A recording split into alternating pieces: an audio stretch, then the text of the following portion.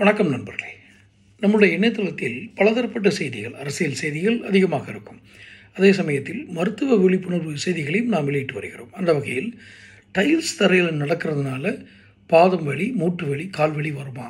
இது பொதுவான குற்றச்சாட்டாக மருத்துவர்களுக்கு வருவதனால இதை பற்றி ஒரு மருத்துவரிடம் கேட்டோம். அவர் சொன்ன பதில், அந்த மூட்டு வலி, பாத வலி வர்றதுக்கு டைல்ஸ் தான் காரணமா அப்படிங்கிறது என்ன, அதை பற்றி கேட்போம். மனிதன் அவசியம் மேற்கொள்ள வேண்டிய உடல் இயக்கங்களில் ஒன்று நடை அப்படின்னு சொல்கிறாங்க மருத்துவர்கள். அதாவது நடக்கிறது. இது இயக்கத்திற்கு ஏற்ப நம் கால்களில் அமைப்பானது வளைவுகள், நடக்கும் மேல்பரப்பு, வயது போன்றவற்றை பொறுத்து மாறும். ரைட்டுங்களா? நம் பாதங்களில் 26 எலும்புகளும் 33 மூட்டுகள்னாலே நம்ம இந்த ஜாயிண்ட் மட்டும் இல்லை, 33 மூட்டுகள் இருக்குது. நிறைய குட்டி தசைகள், தசை நார்கள் இருக்கும். இவை நாம் நடக்கும்போது ஏற்படும் அழுத்தத்தை உறிஞ்சி ஆற்றலை சேமித்து எடையை திறமையாக விநியோகிக்கும் வேலையை செய்யுது. இது நான் சொன்ன அந்த எலும்புகளும் தசைகளும். இந்த வேலை சரியாக நடக்க நாம் நடக்கும் தரையின் பரப்பு முக்கியம். காங்கிரீட்டு, டைல்ஸு போன்ற கடினமான மேற்பரப்புகள் நடக்கும்போது அழுத்தம் பல மடங்கு அதிகரிக்கும். இது அங்கே நடக்கும்போது அப்போ கால்களால் அதிக அழுத்தம் உணரப்படும். சின்ன சின்ன காயங்கள் ஏற்பட்டு குதிகால் வலி, கால்கள் வலி போன்றவை ஏற்படலாம் அதிகமான அழுத்தத்தில் நடக்கும்போது.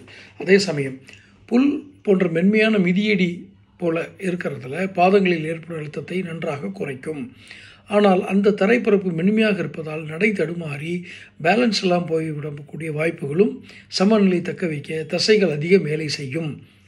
ஏன்னா அதில் புல்வெளி நடக்கிறப்போ சமமென்மை இருந்துச்சுன்னா அதை செய்கிறதுக்கு அந்த தசைகள் அதிக வேலை செய்யணும். சமதளமற்ற மணல், பாறை போன்றவற்றில் நடப்பது பாதங்களை வலுப்படுத்தும். அதே சமயம் சுளுக்கு போன்ற பிரச்சனைகளும் ஏற்படுத்தலாம் அப்படின்னு சொல்கிறாங்க. இப்போது யார் எதில் நடப்பது அப்படின்னு பார்த்தீங்கன்னா, குழந்தைகளை பொறுத்தவரை வெவ்வேறு பரப்புகளில் நடப்பது ரொம்ப முக்கியம். ஏன்னா அதுதான் அவர்களுடைய பாதங்களின் தசைகள், எலும்புகள், மூட்டுகளை இயக்க உதவும். ஆனால் நாள்பட்ட மூட்டு வலி உள்ள பெரியவர்கள் கடினமான தரைப்பரப்பில் நடக்கும்போது பிரத்யேக செருப்பு அணிய வேண்டியது அவசியம். அந்த காலணிகள் அதிர்வு அலைகளை உறிஞ்சிக்கொள்வதால் கடினமான தரை மூலம் வரக்கூடிய வலி மற்றும் வலுவிழப்பு போன்றவற்றை தவிர்க்கலாம். தட்டையான பாதங்கள், சிலவங்களுக்கு அந்த பாதத்தை அடிப்பாகம் வளைவாக இருக்காது. தட்டையாக இருந்தால் தரைப்பரப்பின் காரணமாக வரும் பாதிப்புகள் அதிகமாக இருக்கும்.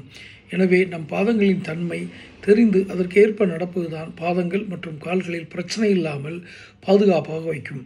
எனவே உங்கள் விஷயத்தில் நீங்கள் டைல்ஸில் நடக்கிறதுனால கால்வலி வருதா அல்லது அதிகமாக இதில் நடக்கிறீங்கன்றதை மருத்துவர்கிட்ட சொன்னால் தான் அவர் அதுக்கு தகுந்த மாதிரி உங்களுக்கு பிரத்யேக செருப்புகள் தரலாம், அல்லது அந்த டைல்ஸ் தான் காரணமா அப்படிங்கிறத முடிவு பண்ணலாம். இவ்வளோ நேரம் நம்ம சொன்னது பொதுவெளியில் இருக்கிற பொதுவாக மருத்துவர் கூறிய அறிவுரைகள். அவரவர் சார்ந்த பிரச்சனைக்கு மருத்துவரை தான் அணுகணும். நாம் பொது விழிப்புணர்வை ஏற்படுத்துவோம். பிடிச்சிருந்தால் லைக் பண்ணி இந்த வீடியோ ஷேர் பண்ணுங்கள், சப்ஸ்கிரைப் பண்ணுங்கள், நோட்டிஃபிகேஷன் பெல் பதிவு பண்ணாதான் இது போன்ற மருத்துவ குறிப்புகள் உங்களுக்கு வந்து சேரும். நன்றி.